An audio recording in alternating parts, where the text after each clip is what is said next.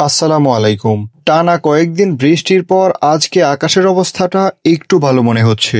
প্রতিদিনের মতো আজকেও সকাল সকাল ঢুকে পড়লাম আমাদের পেঁপের বাগানে। ফলন মাশাআল্লাহ ভালোই হয়েছে। এবারেই আমরা বাণিজ্যিকভাবে প্রথমবারের মতো পেঁপে চাষ করেছি। আমরা বাড়িতেই বীজ থেকে চারা তৈরি করে রোপণ করেছিলাম এবং প্রচুর পরিচর্যার মাধ্যমে গাছগুলোকে বড় করে এই পর্যায়ে নিয়ে আসা। এর মধ্যে আমাদের অনেকগুলো বোল ছিল, যে কারণে একাধিকবার গাছগুলোকে নিয়ে সমস্যায় পড়তে হয়েছে। আশা করি সামনে যদি আবার পেঁপে চাষ করি তাহলে এই সমস্যাগুলোর প্রতিরোধ ব্যবস্থা আগে থেকেই করতে পারবো।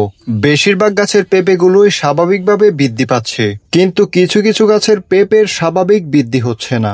এর কারণ হিসেবে ধারণা করলাম এক গাছে এক গিটে 3 থেকে 4টি করে পেঁপে হয়েছে, এজন্য এগুলো বড় হচ্ছে না।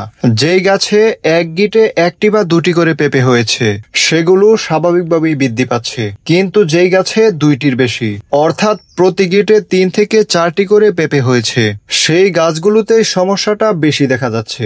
এজন্য আমি চিন্তা করলাম যেখানে এক গিটে 2টির বেশি পেঁপে থাকবে সেগুলোকে ভেঙে ফেলে দেব। আসলে পেঁপে চাষ অত্যন্ত সহজ যদি প্রথম থেকেই সঠিকভাবে নিয়ম মেনে পরিচর্যার মাধ্যমে চাষ করা যায়। আমাদের পেঁপের জাতটির নাম হলো বাবু। অন্যান্য হাইব্রিড জাতের থেকে এই জাতের রোগবালাই অনেকটাই কম হয়ে থাকে। এই জাতটির আরেকটা সুবিধা হলো কাঁচা পাকা দুইভাবেই বিক্রি করা যায়। আজকের ভিডিওটি এখানেই শেষ করব। আল্লাহ হাফেজ।